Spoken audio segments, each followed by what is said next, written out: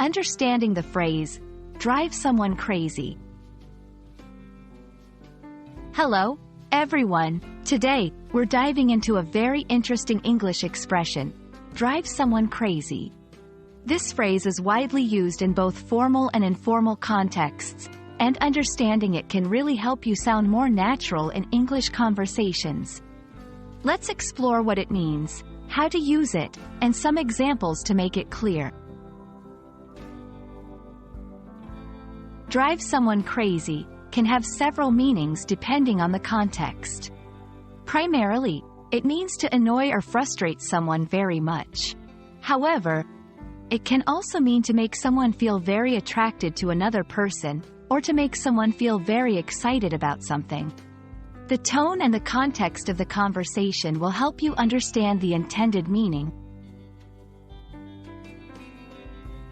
Annoyance or frustration. In this context, drive someone crazy is used to express that something or someone is causing a lot of annoyance or frustration. For example, the constant noise from the construction site is driving me crazy. Her habit of tapping her pen on the table drives me crazy. Attraction. When used to express attraction, it highlights a strong, often playful, attraction to someone. For example, his smile drives her crazy. Excitement. To convey excitement, the phrase suggests something is very appealing or stimulating. For example, the thought of going to Paris next month is driving me crazy with excitement.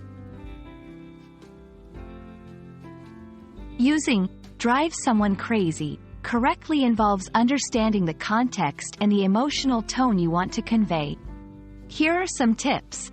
Use it to express strong emotions, whether they're positive or negative. Match it with the right tone of voice to ensure your listener understands whether you mean annoyance, attraction, or excitement. Remember, it's a figurative expression, so it's more about the emotional effect than a literal action. Drive someone crazy is a versatile phrase that can add a lot of color to your English conversations.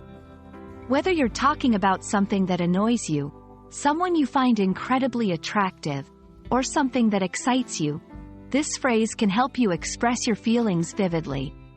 We hope this video has been helpful, and we can't wait to see you use drive someone crazy confidently in your next English conversation. Thanks for watching, and see you in our next video.